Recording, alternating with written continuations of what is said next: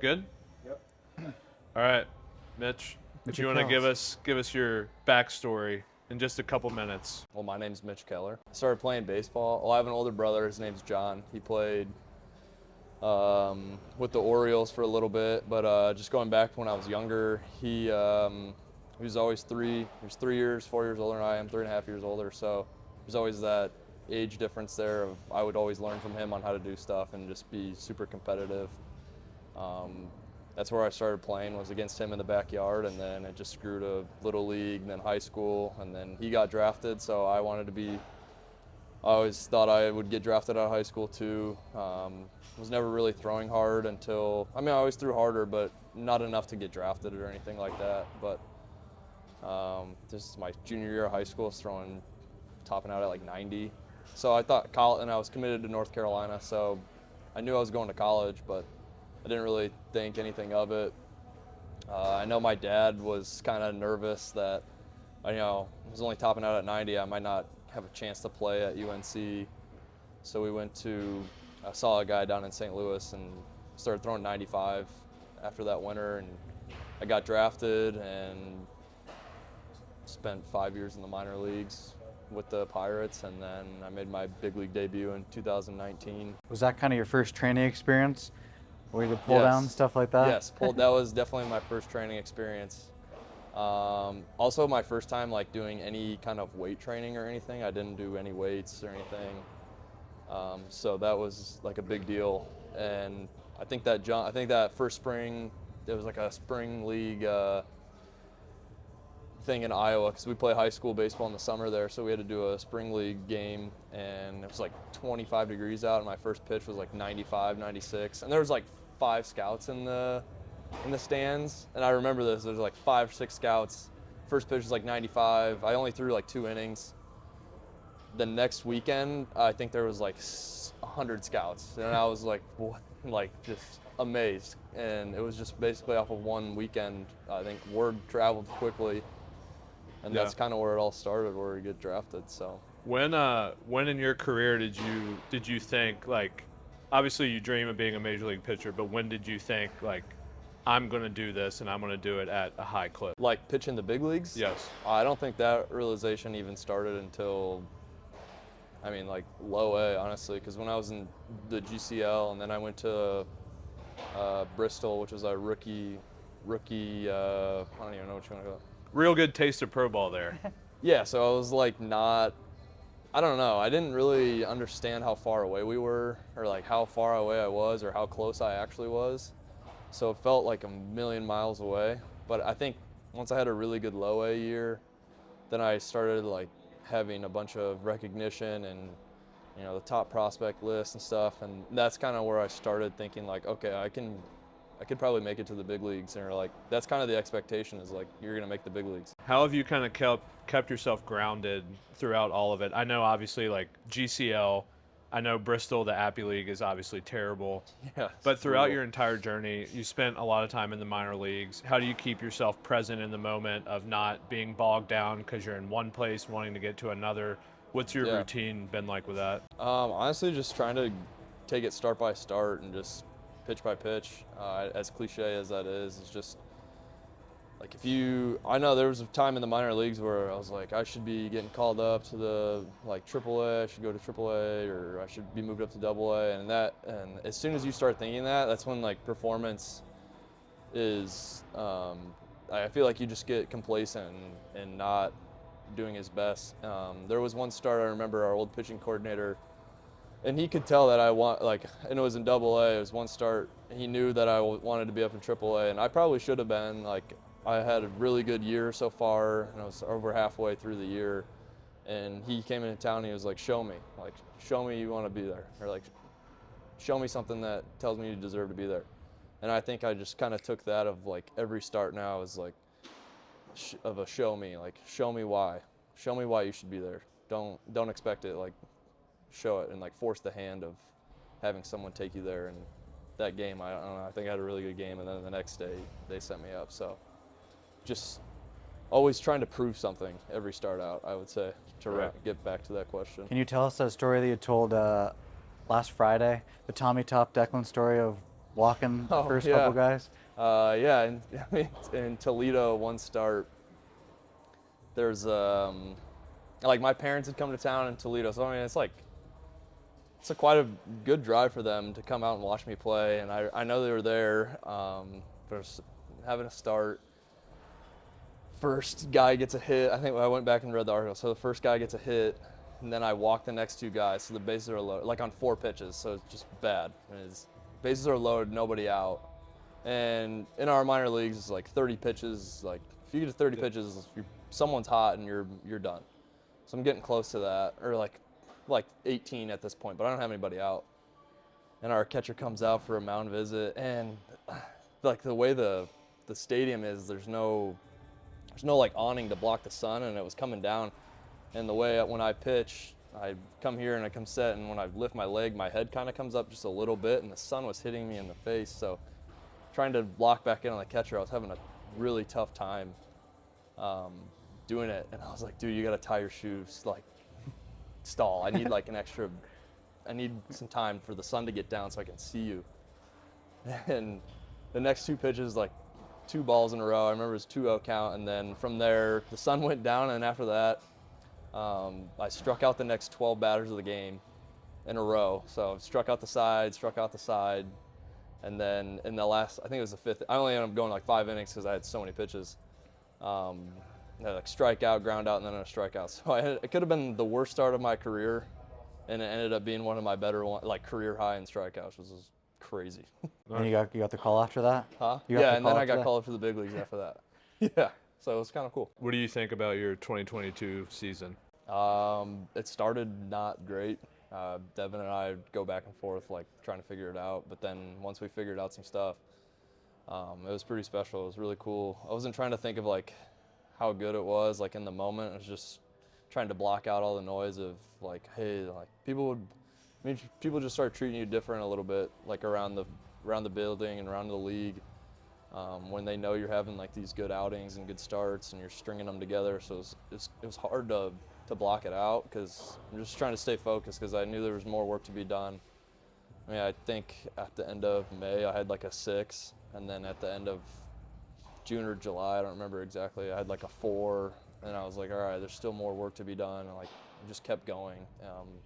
But yeah, overall, really good. And you were a first rounder, correct? Second rounder. Yeah. Sorry. Yeah, dude, come on. That shows you how much I believe in you. But I think something I want you to talk about is something I've kind of noticed from afar. I think there are guys in pro ball, first, second rounders, kind of have like this hype around them, obviously the top prospect thing. I want you to talk a little bit about mentality around that. I know you say start to start, game to game, but I also reflect on like Clay, for example. Yeah. Obviously Glass wasn't a first rounder, but we know he's a first round talent. Yeah. But just talk about kind of like the culture you guys have created, kind of working hard together, because and not to boost your ego a ton, but like you guys don't carry yourselves like you're better than other people. Right. So just kind of talk about that work ethic piece with being a high pick, but knowing you have to go out and earn it. It's tough. I don't necessarily think, I don't know, it could have been the organization we were with, or just like the way we were brought up through the organization. And I think it also goes back to like how you're brought up as a kid, or just even like life like that, is just knowing like, hey, you have to work for everything you're getting.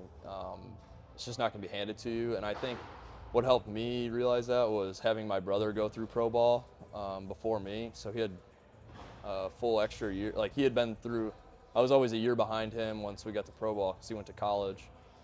But once he got drafted again and got into pro ball, it was like nothing's handed to you. Like you have to prove everything.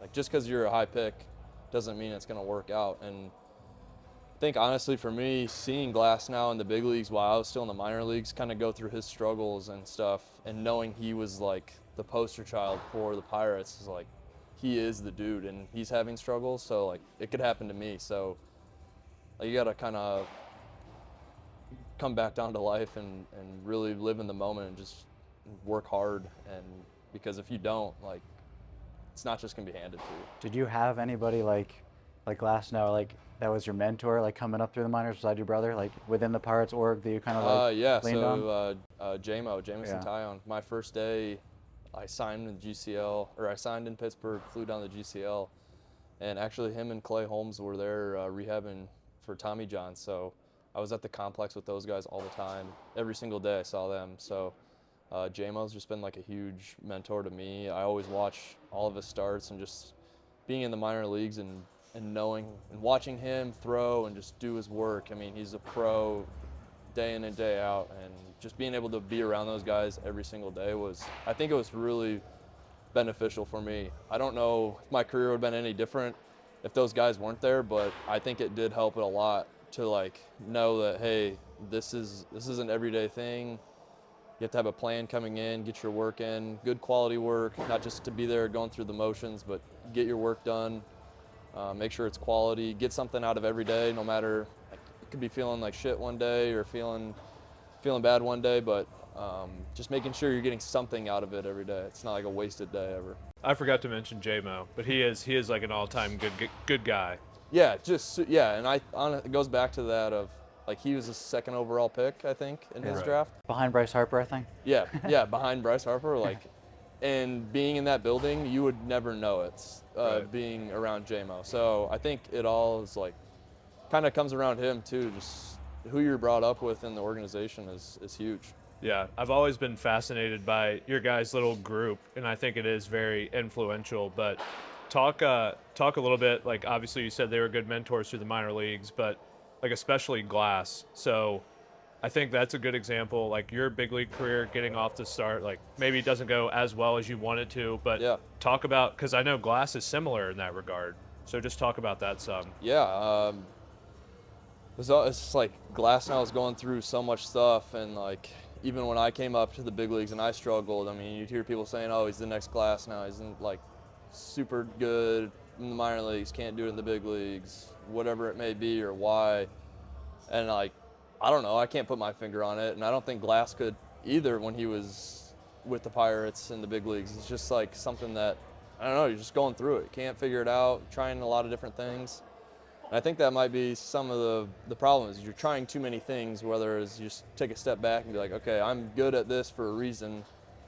It's kind of like Glass. It's just the more he kind of just simplified everything and started throwing as hard as he could down the middle and throwing his banger curveball and using it more, it just, success happened. Yeah, and I just think going back to your strengths is a big thing. I'm kind of curious too, because we talked about Glass now. I know last year Sombra made the video about like Garrett Cole and like comparing you to different people. Like, was there a point where you're just like kind of over the comparisons? Like, I don't want to be the next Glass now. Like, I don't want to be the next Tyon. Like, I don't want to be the next Garrett Cole. Like, Yeah. I want to be like myself. 100%. And just like all that pressure of just like people comparing you to other people kind of just like, Yeah. you know, added too much pressure. There's a lot of pressure, just especially being the top prospect in any organization. Any guy that's not listening to this that's a top prospect is gonna know what I'm talking about. It's just like there's so much pressure to be the next guy or to be the next, I don't know, superstar within the organization. Like I think 2015, 16, Pirates made the wild card, and then we had a few bad years, and then it's like, okay, he's the saving grace. Like, he's going to take us to the playoffs. And like, that's a lot of pressure as a 19-year-old, 20-year-old kid. And I'm like, I don't know. I'm just trying to do my best. I don't know. I don't know if I'm going to be able to do that. Like, and you're just trying to put outside pressure on yourself where it's just not needed. I look at pro ball too with guys who sign for $1,000, right? And like, one thing I've always thought internally is like, I can't sympathize with, like, if you got $6 million to sign, there is that enormous pressure on you. Like, I get $700, right? Like, I've got nothing to lose. Right. Whereas there is kind of this identity on you of like, oh, you need to make it to like show the investment works. Yeah. But talk a little bit, because I think you also have done a really good job of kind of channeling that. Where like Garrett Cole comp, right? Like, we know your stuff, just four-seam slider, curveball, changeup, is within 1% of a top 5 pitcher in the world. Yeah. How do you use that as like, it's a validation of how good you are versus that comparison? And those comparisons help a lot too. It's like, they're not all bad. Like you said, the comparison to Garrett's awesome. Like, yeah, I want to be Garrett, because who wouldn't want to be him, you know? He's one of the best pitchers of all time. So having that comparison is really cool. And then just knowing you have the tools to do it, and he's just a little bit more consistent, and that's what we're all striving for, is more consistency, just more reps, more experience. And I think that's what makes him really good, is because he knows what he's doing with all of his pitches all the time, and he has extreme feel of everything pretty much all the time, which is what we're all striving to have. But yeah, going through the minor leagues is like, my delivery was kind of similar to Garrett's, and we started trying to simplify it a little bit more with the glove arm. Like, his glove arm is kind of a dead glove arm. He doesn't really use it. I don't know, his thoughts could be a lot different, but the way for me to get to be like his delivery was kind of deaden that arm out and just have it be there instead of trying to use it as a mechanism to throw harder. I actually threw harder when I thought of not using it. And once I started doing that, you could pair deliveries and they look pretty much the same. But that was back in 2015, 2016, so I'm sure they're a little bit different now, just going through the years of throwing and different changes. We'll kind of segue a little bit, but talk about when you first started with tread and when you first met Devin. Yeah, so it was after the 2021 season, and I had a pretty rough year of like up and down. I had a really good start, really bad one, really good, really bad, got sent down to AAA. It was just kind of all over the place delivery-wise, just didn't really know. I was just trying to change, doing little things here, trying to pitch more at the top of the zone and all this, and then, you know, I knew I needed I knew I needed to throw harder again, because I think my average velo was 93.8 or something. Yeah. 2021 for fastballs, and that, like, it's not going to cut it. Like, I'm supposed to be a 96 and up guy, like topping 96, 97 every game, and I wasn't. I was only topping like 95, and I knew that there was just something I knew something didn't feel right. It didn't feel comfortable. Baseball wasn't fun anymore, and throwing definitely wasn't fun. Like, I dreaded going to throw. I was like, this is like a battle, because I'm not going to be able to feel good throwing, and I don't like it. So at that point, I was talking to Clay. Clay actually showed me some stuff in spring training that 2021. So then I'd been going through that whole season, and finally, I think it was like midway through the season, I texted him. I was like, hey, like, what do you got on tread? Or like, did you have a really good experience with them? And he's like, yeah, dude, like, should do it. So I reached out. I think I was texting Ben, and then at the end of the season, Ben shot me over to Devin, and then I just remember, because my wife and I had bought a house. We were in an Airbnb, and I was calling him. It was like a 45-minute phone call, and I got off the phone call, and I just told my wife, I was like, I'm really gonna enjoy this. Like, I already could tell. I was like, this is it. Like, I know this is gonna be good for me. And then from there, I mean, we just started day one, just trying to get a good feeling back of how I used to throw. You went over video of, because I had mentioned like what years I felt good in throwing, and what years I'd felt dominant, or it just felt like it was coming out and I wasn't even trying. Because 2021, I was like grunting, like trying like as hard as I could to throw 95, and it was 92, 93. So yeah, just getting back to throwing loose and easy and feeling good, and it kind of just clicked that one off in 2021 or last off season. I don't know what year you want to call that, but after the 21 season. Yeah, I remember like the first call with you. First when Ben assigned me the athlete was like Mitch Keller. I was like, damn, this guy's kind of a big deal. And you're like the first guy where I was like, I better not mess this up. Like, I had college guys before and like some pro guys, but I was like, this is my first like opportunity where it's like, this guy was really good and you should be really good, and kind of, I don't want to be the guy that, you know, messes you up even more. So I got to do a really good job. So I remember like scrolling through all the old video, and you sent me like a bunch of older minor league video of like up to 100. So I was like, this guy's been here before, and like, I know he knows how to get there, and we're just going to have to like dig that together. Just kind of like a lot of the upfront work. Talk about the upfront work, because I think that's important. We talk about it a lot, obviously, but go through that. Yeah, to develop buy-in, like, I know on our first call we kind of talked about like your previous like remote training experience during COVID, and it kind of seemed like that had been a rough experience, like plyos and kind of like the remote coaching aspect of that. So I was like, okay, I got to develop buy-in with this guy. So I'm gonna look through all the video. I'm gonna ask him the detailed enough questions so he I'm gonna go in with enough of a plan so he answers his own questions and starts to like trust me out of the gate. So it was like, here's some old video of you do things well. Like, okay, this is what you were feeling, and this is what you're doing when you're throwing. So that kind of syncs up, and like being able to show you those like out of the gate, I think, just gave you some buy-in. And like you said, after that 45-minute call, just like, first I got to build a relationship with this guy because, you know, I'm a 26-year-old, and like, I know we talked about kind of some other Pirates guys that have called me D3 schmuck out of the gate, but like, it's tough to get like, you see me or you hear me on the end of the line, like this 26-year-old hasn't really coached that many pro guys, has really only thrown like, you know, low 90s himself. So like, how can I trust this guy? And so I think like that made me do way more work for it to be like, there are no excuses. Like, this guy has to trust me, and I'm going to show him exactly why. Yeah. And so I think that's like how it kind of No, started. and I did. Like, after the first, I told my wife, I was like, this is it for me. And I didn't know too much about tread. So like saying that, like I had no idea. So like, I could have been your first player ever, and I would have thought like, this guy knows everything. I was listening. I was like, this is it. How reassuring was it? And I mean, I assume this was a call because he and I always talk about, like, we get a bunch of big league guys who are kind of on a downswing and we got to get them back up. But like, you've been good, you've thrown hard, you've done things well.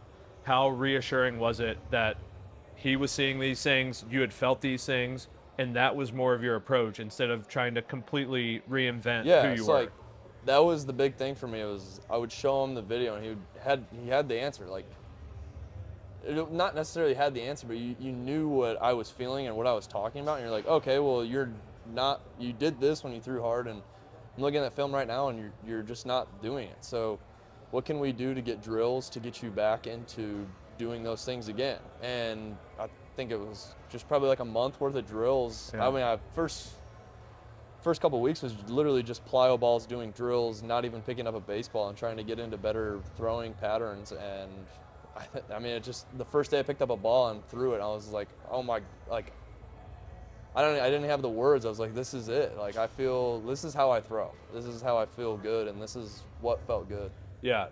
Talk about with like plyo drills, for instance, and we always talk about with athletes, like, the weights are arbitrary, right? Like, 2 pound, 1 pound, 7, 6, 5, 4, 2, whatever. Like, we can talk arm strength, arm speed, but as far as like specific plyo drills, rather than just kind of going like cookie cutter, what kind of drills you guys utilized to get you back into those patterns so you could hammer those in? Yeah, the figure eight rocker, like the figure eight rocker going back, that one, like the first day I did it, I was like, this feels so good. My arm honestly felt like I was like just dragging it behind me, and I had no idea. Because I think one of the cues for me right off the jump was throw with your pec, like lead with your pec, because before I'd been doing plyo balls, and like I think I was just getting into really bad patterns because I didn't have coaches, and this is during COVID, so I didn't have coaches telling me how to do it, or you're doing it wrong, or this doesn't look good. So I was getting into a lot of like choppy here. And Devin noticed that on the first videos I sent him. He was like, yeah, you're like leading with your elbow a lot, and changed the thought to throwing like lead with the pec more, and that kind of just got me into better like arm. I don't even know what you want to call it, but it just got me in a better position and felt like a more whippy arm. And then from there, the figure eight rocker really did it, and then the Kikuchi step back drill, or just the Kikuchi in itself. And then when I transitioned the Kikuchi to the mound, just, I think, cleaned it up just like I did that. like a presentation kind of on you, and talked about like freedom was like your big thing. Like, your arm used to be so free. Yeah. And then just like, I think you just dug yourself in a little bit of a deeper hole, deeper and deeper, like trying to change things, and like use the heavy plyo balls, just like drove the tricep forward, and like got away from where you were in the beginning, like this, 19-year-old throwing 100, like free, like longer arm swing, kind of gets it up there, and then just like pulls with the pec, and it's 100. And so like using the figure eights for me was just like, okay, let's get away from like shortening up everything. Like, you were long and throwing 100 and being in the zone. Yeah, and like, I was really healthy too. Yeah, healthy. Didn't need to get away from that. So like, let's go back to that. And then with the Kikuchi, it was kind of just like something where, I think you'd tried to, and I showed you like a video of you in September of like 21, where you like hunched over really deep and like just kind of just like try to drive too hard off the backside, and it's just like, you don't need to be grunting for velo. Like it should be easy for you. And it's like getting you the Kikuchi is kind of just like get you up in the air, feeling light, let you drift a little bit, and then when you hit, then you can go. Just like let's delay that, let's be free with the arm, and that kind of just like worked, I guess. Yeah, the Kikuchi did it for me. It was like you gave the drill to me, and I honestly had no idea what the purpose was. And you're just like, here, do this and see what happens. And I sent the video. I texted you the video back, and you were like, dude, that's money. Yeah. And then now I kind of like realize like what it's actually doing. I'm like starting to learn more and more about what the drills are actually doing. But the Kikuchi just, I'd go up off my tippy toe, like on the tips of my toes, and then when I would come down, I felt like that drift again. Because the thing through our minor leagues was like, you're getting too drifty. You don't want to drift. You want to stay back on the backside. And I think that might have helped me in minor league days of like trying, because I was never thinking about using my back leg. I would just always kind of use that drift. And sometimes I might have gotten too drifty. So the cue of staying on my backside really like helped me in the minor leagues. But as I started doing drills in that 21 season to try and get my velo back, that's all I was thinking about. And there was no drift, and it was like a dump and just off, just bad. So like the Kikuchi helped me stay more upright and actually use the slope of the mound to fall. That first day, I think like you had a pen and it was like 93, 95, and then you did a Kikuchi or something that was like 97.1. Yeah. And I was like, all right, it's like 97. Like, of course, that's going to be like something that we keep hammering. Yeah. Just like apply that to like a lot of your other drills, like you said, step back, like any sort of feel of like staying taller and then dropping into it, I think. Yeah, and it's helped a lot. Like the 21 off season going into 22 last year, I think I started every bullpen with Kikuchi. Even during the season when I would feel like, okay, stuff doesn't feel synced up, bam, doing the Kikuchi drill on the mound for 3 or 4 reps just to feel it come out. And those would always just fly out of the hand, just explode out of the hand for whatever reason. I'm not as smart, like you guys know the reason, but yeah, doing that drill always seems to just click for me. Yeah, you even got J-Mo doing the Kikuchi in his delivery now. I know, I love it. With the drills, talk about like the athleticism prescription, or how you went about, like how many drills did you give him? Oh yeah, that was another drill. To start off was the backward, like back pedal throw. Freestyle. Yeah, back pedal, freestyle, and then after that one, having another ball immediately running forward and throwing, like off your off balance throw, like you were a shortstop making a throw across. That, for whatever reason, felt really good too. It's like I'm not even thinking about my arm. I'm just throwing, like just making a throw.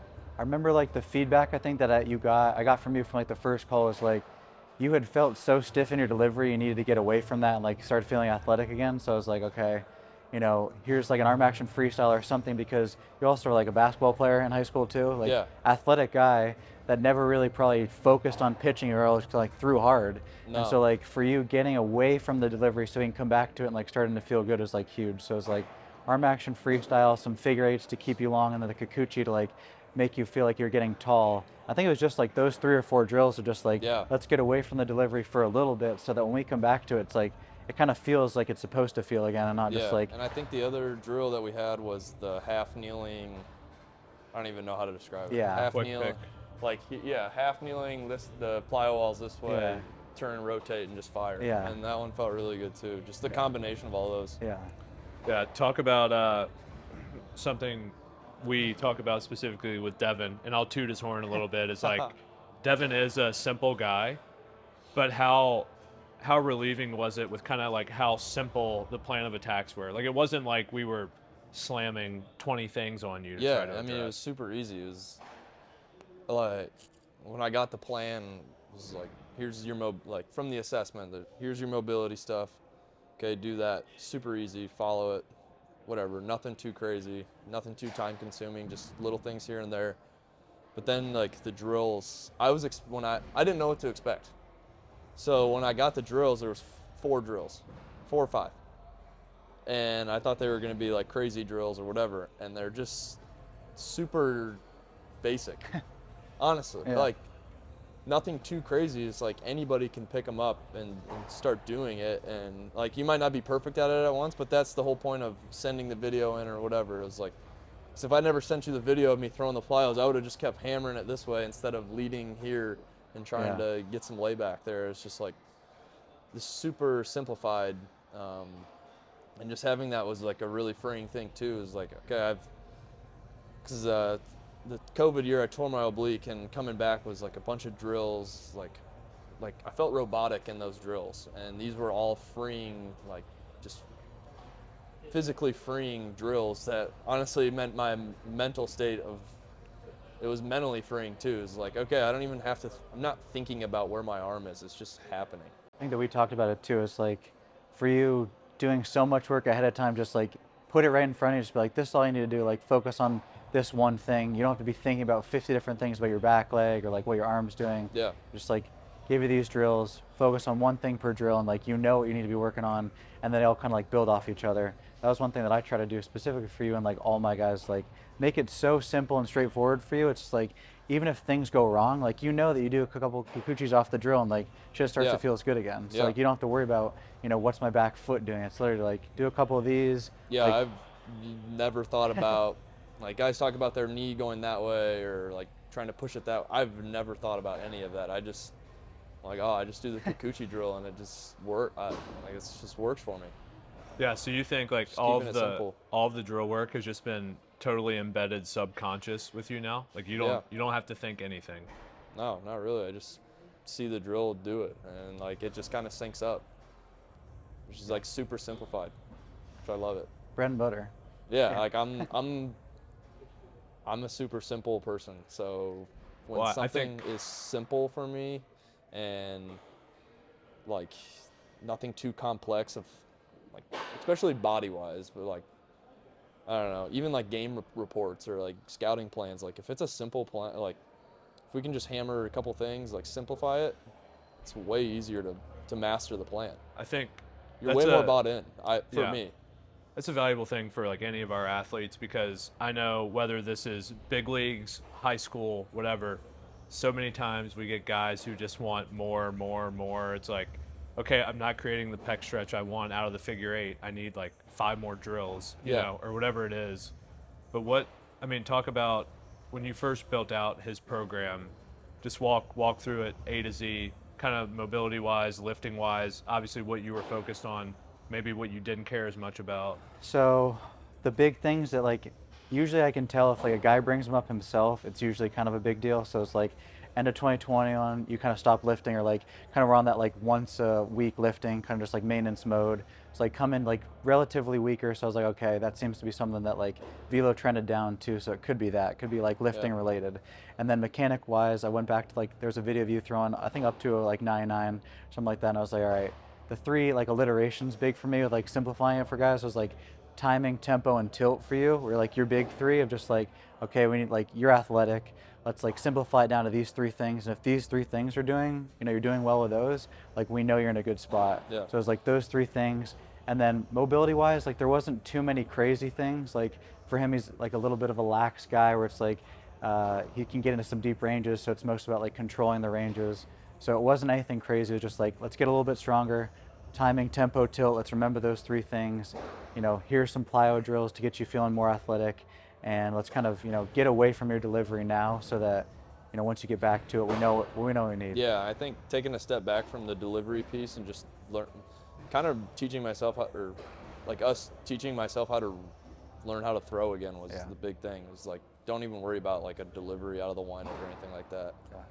Thinking like the initial like report too is just like, here's the throwing focus, here's like the lifting focus, here's like the mobility thing, like here's your, you know, your dedicated time spent on this, and like while you're doing this is only focus you need to be, you know, worried about. Don't worry about too many things. And I'll tell you the strength part really, because 2021 season, even 2020 and 2021, I mean, it's just different. Like COVID was weird, and then 21 was just like a weird year, but yeah, like you said, I was just like throughout the season was just more maintenance mode, and when I thought back to like when I was in low A or high A or double A, like those years, like I would lift like heavy during season, and going into during last year, like in the weight room, I was hitting like PRs in the weight room in September and October. Like I felt really good, and I think that's just like a really positive, like a direct correlation to how I was feeling out on the field, because I never really felt bad on the, like, strength-wise or conditioning-wise on the field. I always felt like super strong. It was like one of the first times, and this is the most innings I've thrown, I don't know, I think in any season in my career, but definitely in the last like 4 years, and I felt the best I had. So Yeah, something to that. Let's get to end season. So you briefly talked about it in the intro. You said the season did not start how you wanted. Talk us through, like, how did the season start? What adjustments did you guys make? What did you talk about? Well, spring training was awesome. I think, I don't know, like, this is usually my spring trainings are terrible. Like, Yeah, you were electric in spring. Spring training was awesome. Like, I thought, I was like, this is the best thing ever. Like, I'm gonna be opening day starter, all this. Get to the seat. Like, I don't think I let like 1 or 2 runs all spring or something. Couple like hits crazy. Yeah. Then I get to the season. First start didn't go too well, and it kept going. Like, another one didn't go that. Like, I had a good one, I think, against the Brewers maybe, and then like it didn't go well again. And then I faced the Reds twice in a row, and I gave up 5 in 5 innings each one. And I think one of them, Brandon Drury hit a homer to right field off me, like a 3-run homer in the 5th or something, and it like just totally, just like crushed the. Like, it was gonna be an all right start, and then that just totally crushed it. And walk out of there with 5 after 5. It's like definitely not what you want. And I think they were all on fastball. Like, I gave up threw a 98-mile-an-hour heater to Moustakas too, and he just like golfed it out, like hit it almost into the river. And I think at that point I was like, I shouldn't be getting beat. Like, what's going on? So it was like Devin and I talked, and it was like, yeah, you're throwing it hard, but it's not like efficient. Like, Cutting the shit out of it. I think it was the exact thing that I said. You're throwing like 8 fastballs at 100. Yeah. And it was like, that shouldn't be getting hit, but like. It is. Because, yeah, it's 8 and 8. Like, Moustakas is hitting at 500 feet. So it's like. Yeah, it's like. I think the velo shouldn't happen. Like, the velo, it doesn't add up. So we're trying to figure something out, and it's like, all right, you're cutting it a little bit, so maybe try and throw a sinker. And we talked about that like the next morning, and then I brought it, like, I was gonna go throw, because usually I don't throw the day after I start, but this time I did. I was like, I need to figure this out. I need to practice with it or whatever. And Oscar, our pitching coach, came to me too. Like, we were walking across the field to talk, and he's like, hey, I got something for you. And I was like, well, I got something for you too. And we both said it at the same time. It was kind of crazy, and then that's just kind of where it clicked. And you could have probably talked to him before, honestly, or whatever. I don't know, but we both had the same idea of like, let's throw a sinker or 2-seam and see what happens. And how? Because you do cut it, or you're cutting it right now. How did you latch onto that pitch during the middle of a season? Well, it started that day. I threw one, and they were pretty good. And obviously, when you're playing catch, you don't really know. There's nothing telling you what the number is. So that next side, I just started throwing it, and they were moving at like 16 inches, 17, and then I would get some at like 19 even. And at that time, I had no idea. I was like, is that good? I have no idea. Yeah. And they were like, oh yeah, I mean, that's pretty good. But my vert was still like 13 or 14 on it, so it was just more of like a run. But they're like, that still might play. Like, it's moving a lot if we can just figure out how to kill the vert on it just a little bit. And that all had to just do with like thumb placement and just kind of like offsetting it a little bit. I think we talked about like going into it with a plan. Like, I think I made you like a 3-minute video of like, here's my pitch for the sinker. Like, I got your video from the Pirates. I had like, you're the same efficiency as Clay. Like, I think you should throw a sinker because of all these things. And it wasn't just like, fuck it, throw a sinker, find out. There was a reason behind it. It wasn't just like, like, hey, your 4-seam's dog shit, let's go to a sinker. Like, it wasn't that. Like, I still have a good 4-seam when you use it right. But there was like you said, like my profile on I think it was my changeup. Yeah. Like, the profile changeup profiled well to Clay's sinker. So we're like, you might be able to throw one. Like, you should try it. Yeah, I mean, we talk about this all the time. And like like with Luke Bard. Luke Bard is a guy I have in-house. Fastball's up near 3,000 RPM. Somebody told him to throw 4-seams because of that. When he came out of college, he was a 2-seam guy, slightly lower slot, but he cut the ball, right? which we know is good for a seam shift sinker, but Yeah. he abandoned it for whatever reason. But we reference this all the time. Mitch is probably a top 15 supinator in the world. Yeah. Talk about adding the sinker without him having to change anything with how he throws. Yeah, I think based on like everything that I saw with Clay, it was just all you need to do is throw a two seam and do the exact same thing you're doing on your four seam. Like the way that your hand is like putting force into the ball, like you're in supination still. All we need to do is a grip change. Don't try anything different. I think like for you to feel that comfortable with it, I think you talked about this in like the Bannister podcast. Like usually if you're going to start throwing a seam shift sinker, it's not going to be something where like it's like a couple weeks of a trial and error period. Like usually if it's going to be good, you like right out of the gate started to feel a little better and like it seemed to like work. And so I kind of kicked myself a little bit, but like the week before I went around everyone at tread and I was just like, I think Mitch should throw a sinker. And I like asked a bunch of other coaches like, should I tell him? And Brian was kind of talking about like having players come to you when they're kind of in like a rut and you get more buy-in with that. Yeah. And so it was like it had like two pretty terrible starts against the Red for you to like, you know, me to bring it up to you and you to be like, I need to do this now. And like, whereas if you had like a decent start, it might have not had as much buy-in. Oh yeah, I probably wouldn't have bought in as much. Yeah. Yeah, like, you giving hit it me to you at the then right time. at the right time was like the perfect storm of. I think you came out of the pen the next game against the Cubs and threw one, and I immediately hit Contreras on like the first pitch. Yeah. And I remember watching the game, seeing that, and I was like, that was a fucking sinker. Like he just threw the sinker, and then something would happen where you're like, yeah, we're supposed to hit him anyway like that. But I was like, and then you started throwing it again. Well, there was some beef there. He like ran over the mound or something, and I don't know. I didn't see it, but we didn't take it lightly. I wasn't trying to hit him. Wasn't a bad time like, for a sinker. Yeah, like I mean, I just got moved to the bullpen. The last thing I want to do is put runners on base and like mess around giving up more runs. Like, dude, I'm trying to throw up zeros as much. I'm trying to save my job right now. I know. So I was like, I threw. I don't remember. I think there was 2 outs, and then we broke it out, and then I ended up first time I threw it. Well, he called sinker, and he moved like inside. And I had never worked, like, I mean, I had just started throwing it like 4 days before in a bullpen. And the only times have been set up right down the middle, and I was losing them all arm side. And so, of course, he sets up inside, like trying to get an inside heater in there. And I just let it rip, and I hit him right on the elbow. And I was, it's like, oh my gosh, this might be the end of that pitch too. So, but like more buy-in, and then. The next start, you going to Dodger Stadium like you started again? No, and then I had one more bullpen outing. It was against the Rockies and at home, and it like I think I broke like 6 or 7 bats. I mean, it wasn't on the scouting report probably at all. Like, why would it be?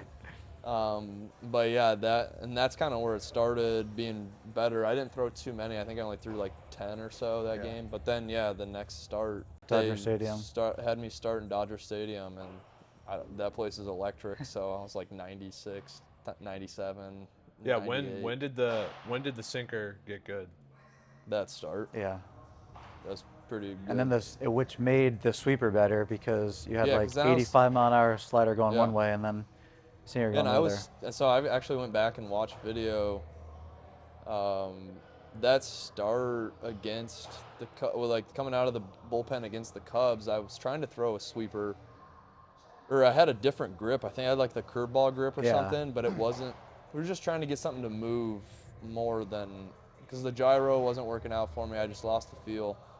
So we're trying to find something that was moving like 10 inches, -10, and I was like wasn't getting it, and then I just went to the sweeper and I just started picking it up.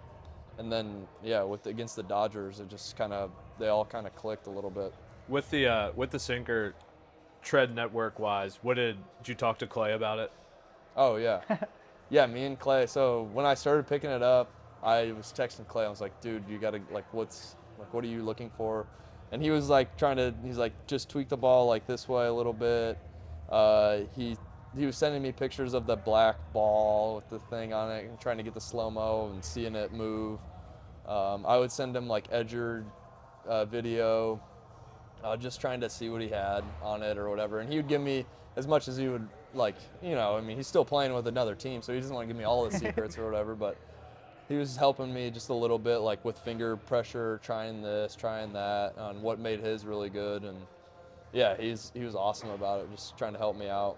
Yeah, it's a good guy to have. I know, like, I would say 90% 99% of our big leaguers who want to add a sinker, they're like, "Can you send me the Clay grip? Like, Yeah. do you have video of him throwing it?" Yeah. Yeah, I don't think his grip is too crazy either. It's No. just kind of offset maybe just a little bit. I mean, he's just blessed, dude. Yeah. He's huge and throws hard. Yeah. Yeah, I think like even when Clay came to 1.0, I'll never forget the sinker had been like kind of inconsistent. I actually told the Cubs about this because Clay had a decent year. I know him and Ben worked through some mechanical stuff for velocity, and I remember just sitting there. Obviously, I knew of Clay. I had seen the sinker be good. Oh, We yeah. put the Rapsodo down. We put the TrackMan up. And obviously, I explained to him, axis, efficiency, what we're kind of looking for. We'll see when it catches a ton on TrackMan, it'll get down to 0 or even in the negatives. And then we'll just go off of that, use the Rapsodo to see your axis efficiency. And I mean, as soon as you showed that guy that technology, like it was like that. Every sinker was dialed. It just clicked. Like in spring training, throw him, and I think he always got the initial thought that like, hey, it's not a good pitch just because we were using Rapsodos and it wasn't getting the full thing. And that at that point, that was the difference. Is like, dude, the sinker's elite. It's just, but the TrackMan said it's not though, and that's kind of where the technology I feel like falls into a little trap there of like, okay, I trust the thing, but you can't trust it too much if it's not tracking the whole pitch. So it's just. Yeah, and playing catch with Clay all the time, and I remember those times where it was inconsistent because sometimes he would throw him in catch play and you'd be here and then you'd get one and just like break your thumb and Clay's a smart ass and be like, "Did that one move?" And like, yeah, it moved, man. I take my glove off. And like that spring, I mean, it just started dialing in and just become bowling balls. You're like trying to catch these. I mean, it's heavy too. It's hard to catch. Like nobody wanted to play catch with Clay. Yeah. For obvious reasons. Yeah, I mean, especially with seam shift, if it takes a little bit to perfect, like some of them are going to catch, some of them aren't. Yeah. You just got to stick with it. Like Selby, I'm trying to convince him to do it. And like, yeah, some of them might stink, but. Better than the four seam that comes in at like. Yeah, better than the 10-10 four seam. Yeah. Yeah, no kidding. It's like, I'd rather take a shitty. I think that was the first thing that we talked about too. Is like, for you, out of like the first pen, the first like side that you threw, is like, don't worry so much about keeping it like sub 12 vert right now. Let's play like the horizontal game and like get there first, and then we can kind of work it down to get a little bit depthy. But it's like right now, better than 10-10. We're getting like 16 inches of horizontal on it. It doesn't necessarily need to be like sub 8 vert. It can be 10, 16. I don't think I've ever gotten to sub 8 vert. Maybe in my last bullpen, but like those first couple weeks, definitely not. I was like 12. Like 11, 12, and I think it was just all like knowing how to throw it. And then once you get, like you said, like, okay, we got the 16s, we got the 18s. Then you can start kind of trying to figure out what the feel is like to get it to move down. I think for last year too, it gave you something where you're just like, I'm not gonna get murdered with this. Like if I throw a sinker, he might hit it hard into the ground, but like if I throw my four seam, the guy might hit it, like elevate it and hit it out. But like I can throw a sinker, get it in, get it to move, and like miss a barrel. Right. So like I'm not gonna get too many whiffs with it, but like I'll miss a barrel at least, so it's like a safety-ish net that I can go to. Yeah, like 2-0, I love throwing it. It's like, okay, I need a strike 2-0. If he puts it in play, great. Hopefully it's to a fielder. And we can like 3 pitches or less on this batter, but like just even having that safety net of knowing I can throw a strike with it and not, like you said, just be in the zone. You and threw not it hard get too. It wasn't like something you were throwing like 91. Yeah. Like you could still be like 4 to 6 with it and like throw it hard, and that's a big thing too. Yeah, I think that's the beauty of the seam shift sinker. Like, I mean, you have this attribute, but like Sean Armstrong throws a sinker at 96, so we'll call it 18 and 10. He throws a four seam at like 2 and 15 at 96. Then he's got a cutter at like 92. So he has these, 25-inch distribution that's really hard. Yeah. And I think you've developed that too. But like, what do you think about your arsenal right now? Yeah, just going like my last bullpen, I told them we were running through like a 2-seam, 4-seam sequence, and I think to right-handed hitters there at the end of the year, we started doing the sinker in and then using my 4-seam later in at-bats for like an up and away like surprise. Because I mean, with the 2-seam, it looks like it's probably going to come back down the middle, but it's a 4-seam. It just kind of stays there, and I don't have to worry about the carry as much. because I have that other fastball that is not carrying. So when I do throw the four seam, it looks like it's perceived coming out more and like harder and carrying, has more life to it. But I think having those two, I love having the two different fastballs to play with is just awesome. And then developing a gyro slider / cutter thing. I think that was this off season is like last year. Looking back at like your data, it was like you had a big like 85-mile-an-hour sweeper, you had the sinker, the curveball, the four seam.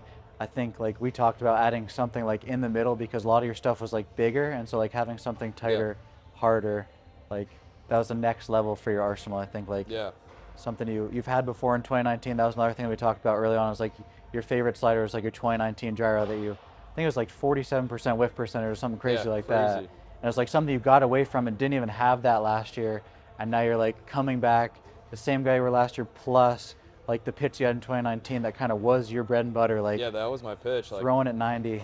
I mean, I remember having Stallings back behind the plate, and like there was times we'd throw it, and in the minor leagues, like I'd never done it.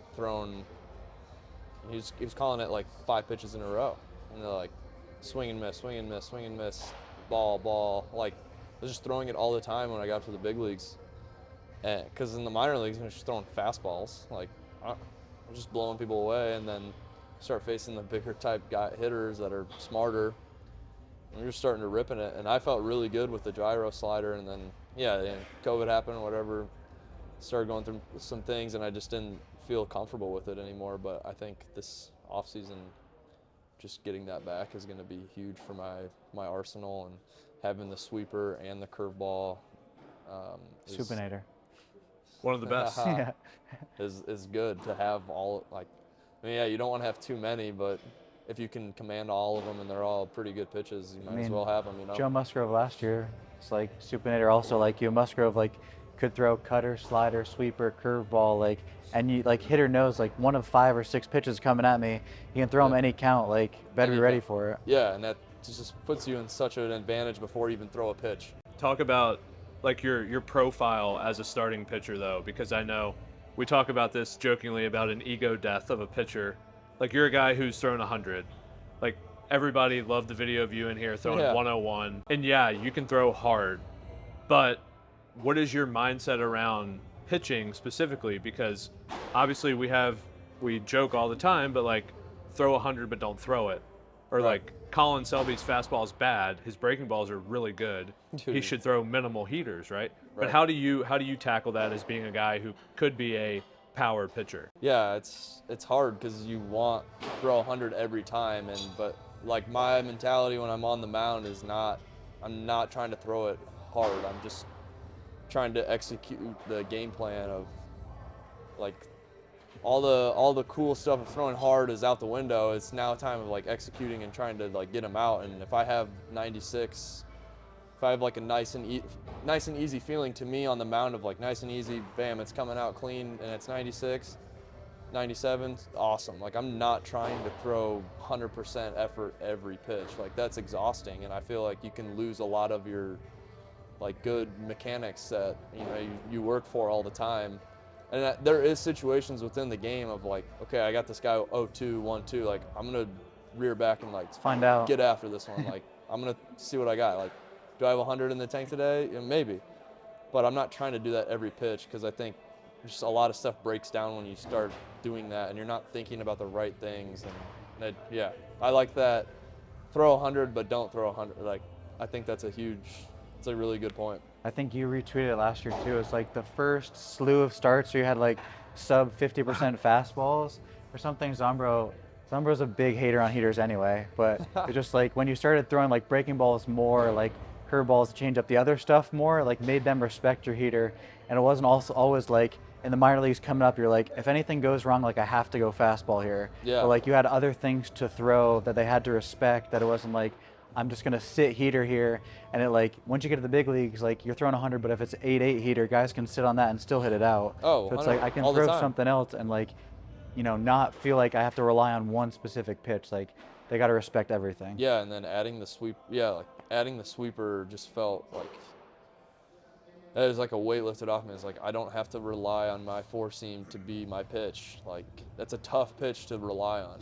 It's like what does a hitter want? You mean when you come, like, hitters get a 2-0 breaking ball and they come back to the donut, you're like, oh, pussy, like, throw me a fastball. Like, that's all they want. They want fastball. So, like, why would you want to throw more fastballs? Why wouldn't you want to throw more of the stuff that moves? It was that was definitely a start in Miami. Yeah, when he threw sub 50% heaters. Yeah, I remember I was like, congratulations on. Yeah, because Devin texted me. He's like, well, you just through like way more sliders. Than... yeah. And I think my velo might have been just down a little bit there. I was like 93, 94 that start instead of 95, 96. But and the sweeper is on, so it's like. Okay, and at that point, like, it was like either curveball or sweeper is going to be on. They weren't both on at the time, usually together, because I was still trying to develop the feel for them. But yeah, having that pitch to rely on rather than having a forcing to throw all the time, it's more of a surprise pitch then too. It's just like I don't know, you alleviate some stress from it being the 70. I think I was throwing it like 65% of the time. Like, that's a lot. Yeah, I think with being a really good supinator, like, you give yourself options for what's on that day, right? Like, okay, I've got hard gyro option, which I can call a cutter, whatever. You've got the sweeper, you've got a curveball. Like, you can go infinite other ways. Yeah, and that was part of our game plans. Like, when we're sitting before starts, is like, okay, plan A is like sinker, like to a right-hand hitter. Let's say it's like, okay, plan A is a sweeper, sinker, and I mean we can go elevate for four seam late, but and in the earlier points of the sweeper is like, okay, but if that's not on, like plan B is like we got to wrinkle in a curveball or something, or something else to get them off of the fastballs. And yeah, it's just having that sweeper to be able, like having two spin pitches to go to at any time it was fun, and it just like alleviated some like anxiety and pressure off of me too. Like going to the yard, be like, all right, well I'm learning this new pitch, so if I don't have it today, I'm screwed. But I know I have my curveball all the time, pretty much. Plus, like you faced the Cardinals probably like 6 times last year. It's like facing that same like righty heavy lineup like over and over again. Like one thing wasn't on there. They saw you the same guy last time. Like get a different weapon you could use. And it was like then it was a curveball the next start. Like face the same, Goldschmidt, Pujols, those guys enough. They're probably gonna learn something. But like you could throw something new at them every time. Yeah, like a lot of the reporters after starts be like, oh well, you threw 26 curveballs today and you haven't done that ever. Like why? And I'm like, I don't know. This is on. Like I felt really good with it that day, and like my sweeper wasn't on, or they were like, oh, you threw only. Like you faced the Cardinals last start, and then you faced them again this time, and you only threw 10. Like, why? I was like, well, it didn't feel as good. We were just using it as like an 0-0 pitch or a 2-0 for a strike or something, rather than like an 0-2 curveball or something. So yeah, just having 2 pitches to be able to spin well is awesome. Well, you were the biggest stuff plus gainer in 2022. I mean, obviously we joke about the data a lot, but in all seriousness, you did have the most improved stuff of any major league pitcher. Yeah. Like, how do you feel about that? I mean, it's awesome. Like, quick answer is awesome to think about that. But yeah, just a lot of work going into it. I think last year in the off season when I was here at Tread, what was that, January 20th, I think, whatever it was. But I picked up the whirly grip like this, and I threw one. I don't remember who I was playing catch with, but I feel bad for him because it did not go left. It like 2-seamed on me and went the other way. And after that throw, I banged it, and I was like, we're never throwing this again. And then started going through all like trying to throw a curveball, slider, or whatever. And then I picked it up and just kind of started throwing it, and felt really good. Yeah, I think that speaks to like continuing to try it, to push on it, to see if you can get it. Like I know, again, you're a major league pitcher, you're top 1% in the world. But at the same point in time, like your first time throwing a sweeper, it didn't work. Yeah, it sucked. I mean, I never wanted to try it ever again. And then that spring training, because the gyro wasn't on either, so I started asking guys who had thrown the whirly grip, like, what are your thoughts? What are you trying to do with it? And I would try and throw it. I was like trying to mess around with it. I'd be throwing it into the brick wall, like just trying things, just trying to feel it come off the fingers the way it's supposed to, and it just wasn't happening. So I think stepping away from it, like thought-wise, got away from it, and then one day in throwing program again, just picking it up and just ripping it and see what happened. And like one of them went just like straight left. And I remember like Oscar was right behind me, our pitching coach, and he was like, dude, Kels, that's it. And I was like, wait, like what did that do? Like, yeah, I mean, when you're throwing, you can't really like kind of tell.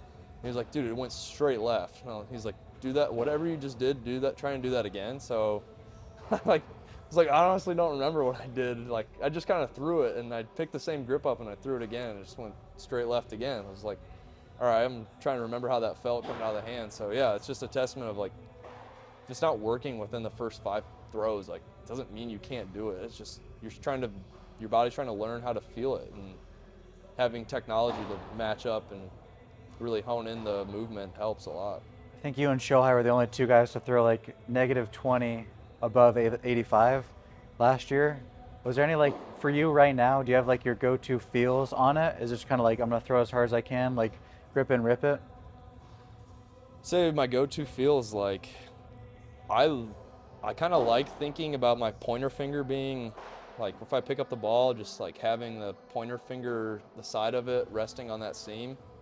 And I'm like really thinking about having this finger, like trying to get the ball to do this. So like out of my hand, having it like do this. So almost. do you feel pointer finger more or middle finger on the? I'm driving with my pointer finger. Pointer finger? Honestly. Yeah. Because I feel like when I do that, I can get some I can throw it really hard. I think that was something Whereas that, like if I was going middle finger, for me it feels like more of like a breaking ball, curveball, spin pitch. yeah. Whereas I'm trying to let the movement of the pitch do the movement. I'm not trying to like Twist or anything like that. do that. I'm just, and that's probably easy for me because I am a supinator. Yeah. Like I can just get around but like having this to like throw off of feels good. Like the pointer finger feel of like making it spin and then having it go. I think that was a cue that like Marsilli had used other guys too before, but like you can use a pointer finger to set on the outside of the ball to like make sure you're not. Yeah, like to me that feels good. It feels like it's just kind of like hooked in there and ready, and like feels good to like really rip. Yeah.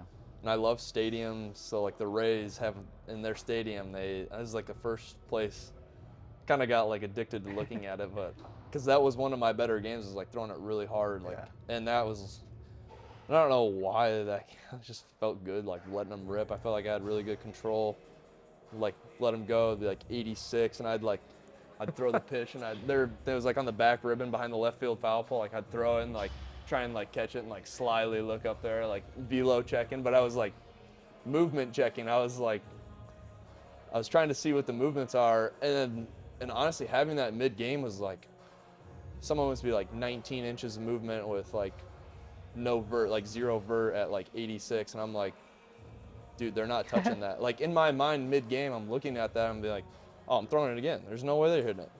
I'm throwing it again. But like if I didn't have that up there, I wouldn't know the movement profiles. I'd be like, I don't know, is that good or not? I don't know. So trying to get the Pirates to put that in our thing so we can look at movements mid-game. Talk about like young minor league Mitch. Obviously, you probably didn't have TrackMan at your disposal like you do now. But how much has that helped you pitch design wise to have that constant feedback? So much. Honestly, I had no idea anything about any movement profile or anything really. Like I didn't really have a full grasp of understanding until I met Devin, and like he started explaining it to me. Like I knew there was numbers and I knew they were cool. Like spin rate was like the thing when I was in the minor leagues. Like, oh, you got like really good spin rate. I have no idea. So I had no idea about any of the stuff.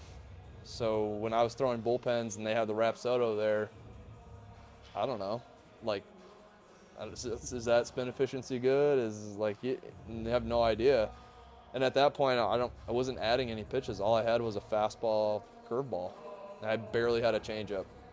And then that 2019 when I started throwing the gyro slider, I think I honestly started throwing it because Musgrove got hurt in I was in Double-A when he got hurt, and he came down there and we were playing catch, and he was throwing cutters at me, so I I don't know. He was like, you should throw that. And so I was like, all right. I started throwing it, and I got called to AAA. And then I started throwing tried to start throwing it, but it turned into a gyro slide. Or actually, Scott Ellerton texted me and was like, why do you want to throw a cutter? Don't you want to throw like a bastard slider for a swing and miss? And I was like, yeah, I kind of do. That'd be sick. So I started trying to do that. And Stallings had gotten DFA'd and sent to AAA, and he was our catcher. And he kind of helped me with it, and then he ended up getting called up again, and then it turned into the gyro. But that's like the technology there helped develop those pitches a lot. And now it's like instant feedback after every pitch is like when you're working on stuff, it's like, all right, that was good, that wasn't. And I mean, it's so much quicker. Whereas then I feel like it was like, we don't really know how it's moving or how to help you make it better. It's just kind of whatever works. Just kind of got lucky, I feel like. Now it's like a tangible thing of like, I can manipulate how or like the grip or how my thought of the pitch is. Like we can decipher what needs to be done or made better, and it just helps so much better for pitch design. Yeah, I think, like, especially I always wonder, good supinators, back before TrackMan data was really prevalent, and athletes weren't learning the movement profiles. You just, like, didn't know.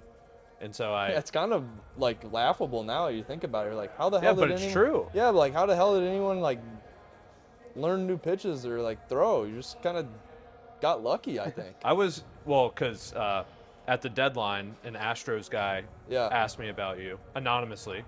And first about your character, which I said limited sample size, but a good guy. But I said, as far as pitching, like, I watched a couple bullpens, and this guy is so good in supination that he can legitimately do whatever you ask him to do with a baseball. But I think back, and I'm like, well, before you had the data, like, are you just, like, saying that and you guess? And I think now that you have 5, 6, 7 pitches, I mean, we're talking about some pretty cool things you can do with your arsenal. Yeah, like things I didn't even know were possible. It's like, I never thought I could throw a sweeping slider. I never thought I could throw a gyro slider too. I never thought I could throw like a cutter if I wanted. I never thought I could throw a sinker. Because I'd always been told I couldn't throw a sinker just like, because, I don't know, I could never throw a changeup, so why would I be able to throw a sinker, you know? So like, it's just, I don't know, it just kind of opens up way more avenues of my career knowing that I can do all these different things. What are your goals for 2023? I want to be opening day starter this year. That'd be sweet. I want to be an all-star. I want to try and throw 200 innings too. I think that's a huge milestone of just making every start and just being the workhorse and doing the damn thing. And that's something we talked about this offseason was you wanted to get a little excited and, you know, rip in January or something. I just keep texting you, like, we got to get ready for 162 this year. Yeah. Like, you're going to throw 200 innings, like, pitch. Like, it's sick to throw, like, last year was sick to throw 101 in January and, you know, tread. But, you know, you had a full season last year, pitched well in the big leagues. Let's build off that. And so. Yeah, that's definitely a goal. It's like, how can we 162 and if hopefully at one point it's more than 162, you know, like we're deep into October, deep in November and stuff. It's like, how can we keep preparing for those situations? Or I think last year was like a really good start to it. I mean, 29 starts, like 159 innings, so we're on a good track. It's like, how can we build for more and more of that and do it right away rather than, you know, like a full month of not as good as results as I wanted to. Like, let's have a whole season of that and see what we can do. I think that's probably the main goal, is doing that in a huge season. What are the biggest things you've taken away from training with tread? Well, there's a lot of things taken away. It's like, right off the bat, it's like, how can we simplify things? When things are simplified for me, it seems like it takes care of a lot of different issues, of like either mechanical, mental, or whatever it may be. You know, just simplifying it makes it a lot easier for me to think about game plans, just what I'm trying to accomplish. So I think simplifying that happened right away. It was like, okay, I think it was overcomplicated for me before, and then I came here and it was like simplified, and then bang, it started clicking again. Simplified, click it again.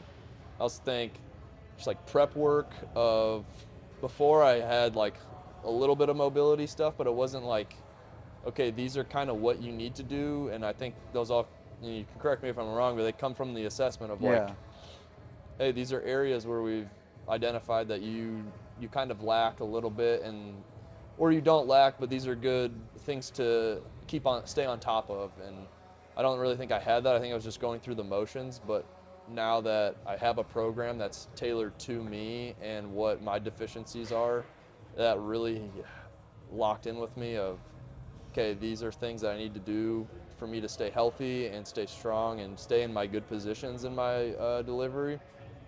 That was another big thing. And then the strength part of it just kind of speaks for itself. Just being strong and healthy is helping me be able to make every start and stay on the field and make every appearance. Like, I know obviously you've trained elsewhere in the past and like you had a routine, but talk about, and you touched on this briefly with mobility, about how, whether it's obviously he's hyperlax and so we know he can get into deep positions, but addressing those things tailored to you mechanically, like what does that mean to you as opposed to just like, oh, I'm improving my hip mobility or whatever that might be?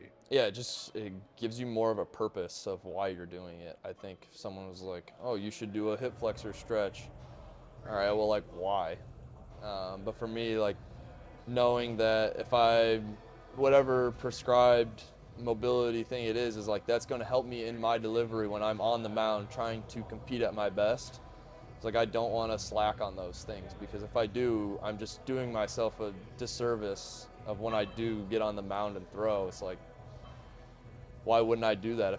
Why wouldn't I take 5 minutes out of my day to work on that if it's going to help me in the long run be healthy and be the best I can be on the mound? So it's like, I think I tried to tie it back into like the other day, like your last pen, where I was like, let's do some more spine work, because you're like, yeah, I noticed like my spine is starting to feel a little bit stiff. It's like, okay, let's, it goes back to communication with us too, like just like if things aren't feeling great, just like we can figure out what we need to do, the next step. Yeah, and that just leads me to another thing about tread is like, it's part of another reason why I love it is like I can have open and honest questions with you guys. It's like, I can pick up the phone and be like, hey dude, I feel bad this way, like something doesn't feel right here, and it's like, okay, you're immediately on top of it of like, all right, well, let's look back at some video and like see why you might be feeling that way or what's going on. It's just that open communication feel is like a really refreshing feeling of, because I think some guys fall into the trap of like they don't want to say anything to their coach because they're with an organization, or they don't want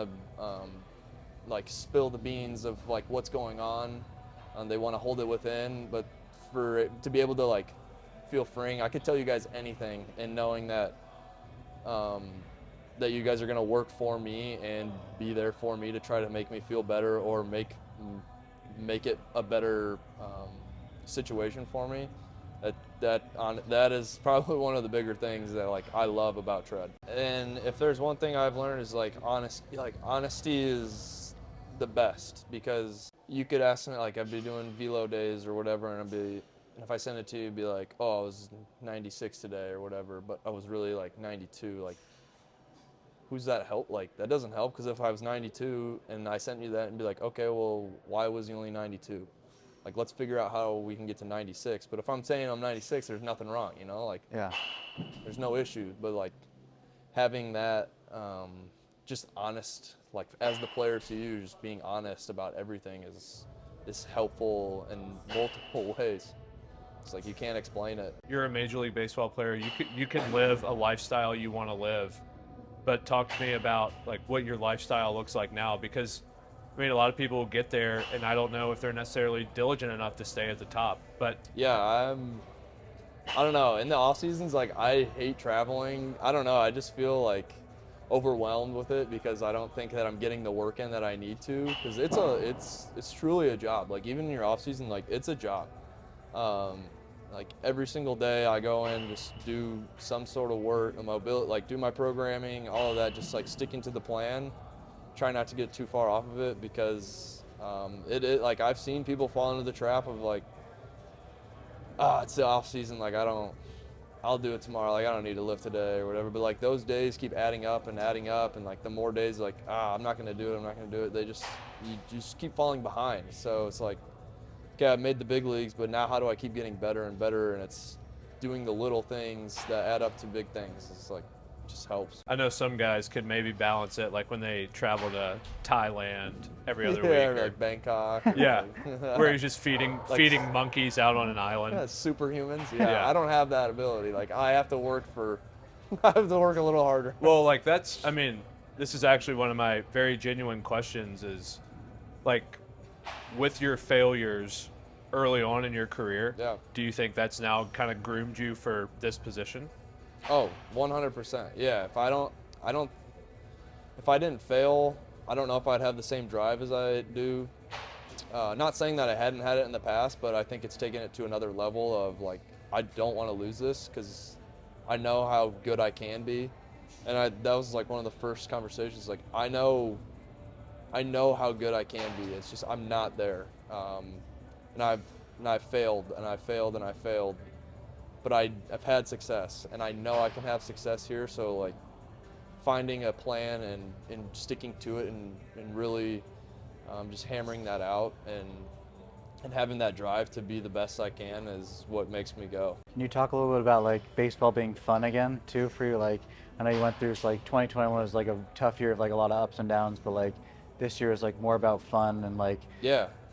Like I think it all started in 2020, like COVID year happened. I tore my oblique mid-season. Like it was great. Like came back for spring training 2.0, was feeling really good. Just throwing hard. Tore my oblique, which during COVID sucked. Like we were supposed to show up at the field and they wanted limited numbers in the clubhouse, so like we were pushed to the concourse of PNC Park and doing rehab there. And then after that, because we'd come in at 10 a.m. and the game's at 7, and be like, all right, we're done at 1 o'clock, and they didn't want us at the field anymore, so I would have to go home. And I just felt super separated from the game, like it wasn't fun. And then 2021 came around, still wasn't feeling great in my delivery, just like didn't feel good, didn't feel confident in what I was doing. And I think that's one thing, like I wasn't bought into what I was doing. Like I knew something didn't feel right, so it just wasn't fun. Like I felt like I was battling it every day. I was battling something. It's just like, I didn't know what it was though, and it didn't feel good. And then just the ups and downs of the season, like it was just super emotional roller coaster of like, okay, I got it. And then like all the news articles like, oh, Keller's back, got it. And then the next game I'd give up like 6 in 2 innings. And then the next game I'd go 6 shutty with like 8 strikeouts, feeling on top of the world again. Like, oh, I found it. And then no, I mean, just shows you how humbling the game can be. But yeah, and then just getting back to feeling like free and easy, it just made throwing so much more fun. Like I felt like I didn't even feel like I was trying to like manipulate the throw to throw harder. I didn't feel like I was trying extra to throw. I was just like, felt like I was a shortstop, like feeling the ball and throwing it over to first again. Like just felt free and good and like fun. Like it's like, oh, like I enjoy it. Like I love going to throw now. Like instead of dreading it, like days I didn't want to get up and throw, now those are few and far between of like, oh, I didn't get enough sleep last night. Like I don't feel like throwing. But before it was like, I don't want to go. I don't even want to pick up a baseball. Like it just like, it's not depressing, but it's just like, damn, like I don't feel good doing this. Like why do I want to do it? But now it's like, I feel really good throwing again, and it just feels fun. Yeah. It seems like you guys have a pretty good culture now of like getting better, working on various things. Like I know here at Tread, we've been fortunate to have a really strong relationship with you guys in Pittsburgh, and we've got a ton of Tread athletes, former Pirates like J-Mo, Glass, etc. But how has that kind of shifted now for you guys there? I know we have a lot of current athletes in the clubhouse, so. Yeah, it's fun. We're all bouncing ideas off of each other and stuff, and like talking about Tread and stuff is fun. Like, just having those conversations, be like, oh, what are your coaches saying? And then like having you guys bounce ideas off of each other about us is awesome. And then, yeah, the culture that with the Pirates right now is cool. It's like a bunch of young guys that are hungry, and we all want to win. And I think we're really close. You just need a couple more pieces and just a little bit more experience and just consistency, and I think we'll be right there. And it's exciting times. Mitch, thank you for being at Tread HQ. We definitely appreciate it. We love having you around. Good guy in small sample size, but thanks. definitely enjoy having you guys here. And like again, I think here at Tread, like J-Mo, yourself, and Clay are kind of like pioneers for our big league side, guys who have really set the tone of what to expect from a Tret athlete, how to work hard. So we appreciate that and appreciate you being here. Oh, thanks. I mean, coming here is awesome. The environment you guys have here is really fun. I would come in and say like, oh, I'm going to throw just a nice and easy bullpen, but something about this place just makes me throw harder than I intend to. So, no, it's good. Thanks.